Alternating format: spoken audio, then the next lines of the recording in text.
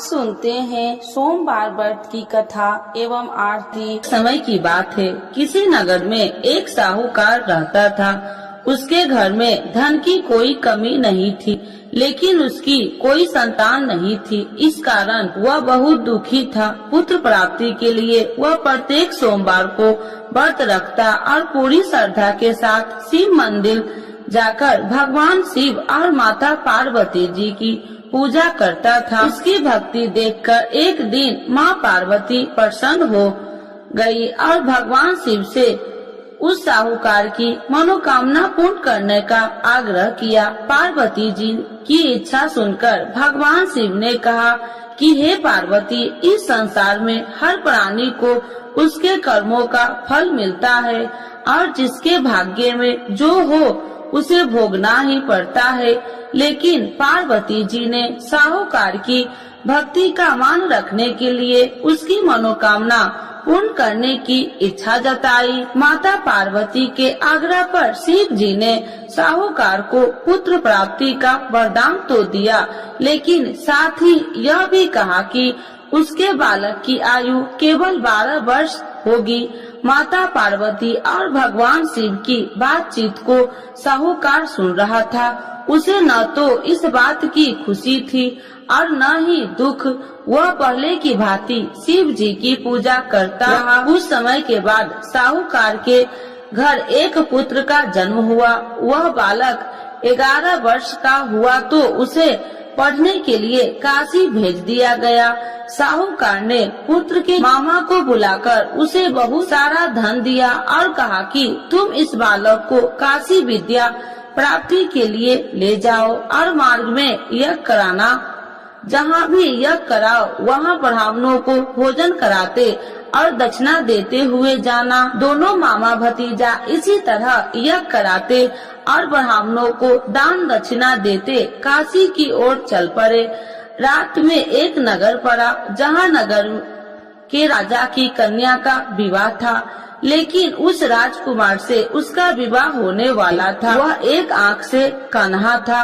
राजकुमार के पिता ने अपने पुत्र के कन्हा होने की बात को छुपाने के लिए एक चाल सोची। साहूकार के पुत्र को देखकर उसके मन में एक विचार आया। उसने सोचा क्यों न इस बालक को दुल्हा बनाकर राजकुमारी से विवाह करा दूं। विवाह के बाद इसको धन देकर विदा कर दूंगा और राजकुमारी को अपने घर जाऊंगा। लड़के को दूल्हे के वस्त्र पहनाकर राजकुमारी से विवाह कर दिया।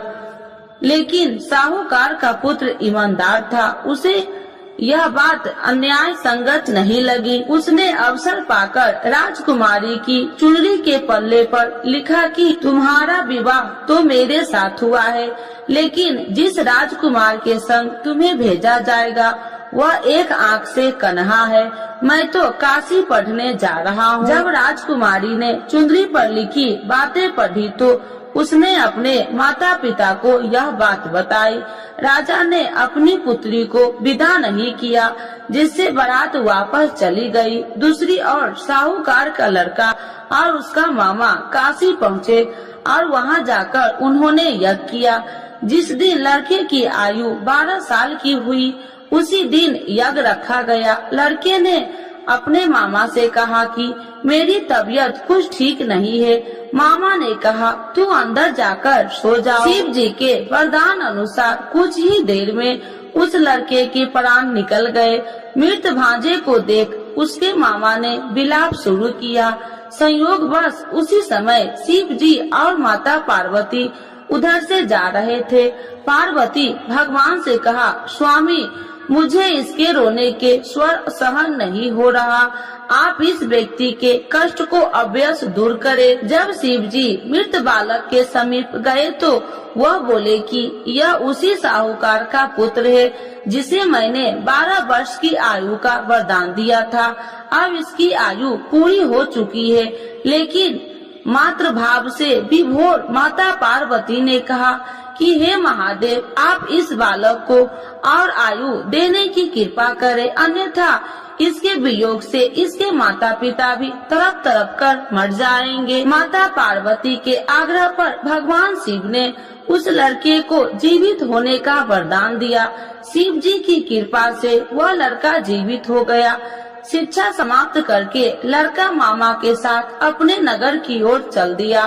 दोनों चलते हुए उसी नगर में पहुंचा जहां उसका विवाह हुआ था। उस नगर में भी उन्होंने यज्ञ का आयोजन किया। उस लड़के के ससुर ने उसे पहचान लिया और महल में ले जाकर उसकी खातिरदारी की और अपनी पुत्री को विदा किया। इधर साहूकार और उसकी पत्नी भूखे प्यासे रहकर बेटे की प्रतीक्षा कर रहे थे। उन्होंने प्रण कर रखा था कि यदि उन्हें अपने बेटे की मृत्यु का समाचार मिला तो वह भी प्राण त्याग देंगे, परंतु अपने बेटे की जीवित होने का समाचार पाकर वह बेहद प्रसन्न हुई। उसी रात भगवान शिव ने व्यापारी के स्वप्न में आकर कहा, हे श्रेष्ठ, मैंने तेरे सोमवार के व्रत करने और व्रत कथा सुनने से प्रसन्न होकर तेरे पुत्र की लंबी आयु प्रदान की है। इसी प्रकार जो कोई सोमवार व्रत करता है या कथा सुनता है और पढ़ता है उसके सभी दुख दूर होते हैं और समस्त मनोकामनाएं पूर्ण होते हैं। तो एक बार बोलिए प्रेम से शिव जी की जय, माता पार्वती की जय। आरती शिव जी की। ओम जय शिव ओमकारा, स्वामी जय शिव ओमकारा, ब्रह्मा विष्णु सदा शिव अर्धांगी धारा।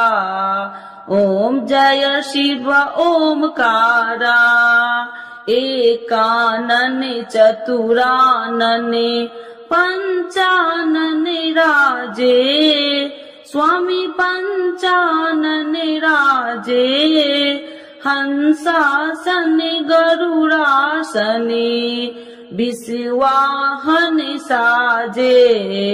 ओम जय शिव ओमकारा, दो भुज चार चतुर्भुज, दस भुज अति सोहे, स्वामी दस भुज अति सोहे, त्रिगुणी रूपिणी रखिते, तिरुबनि जन मोहे।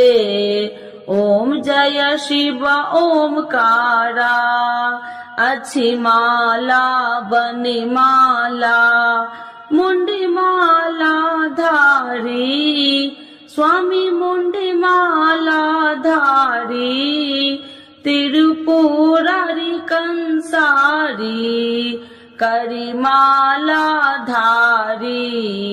ओम जय शिव ओमकारा, श्वेतांबर पीतांबर बाघांबर अंगे, स्वामी बाघांबर अंगे, सनिकादिकी गरुणादिकी भूतादिकी संगे।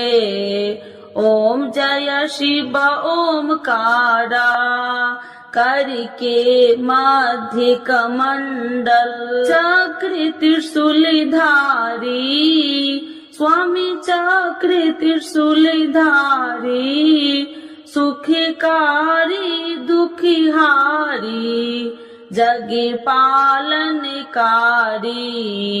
ओम जय शिव ओमकारा, ब्रह्मा विष्णु सदा शिव जानति अविवेका, स्वामी जानति अविवेका, मधु कैटभि दो मारे, सुर भयहीन करे।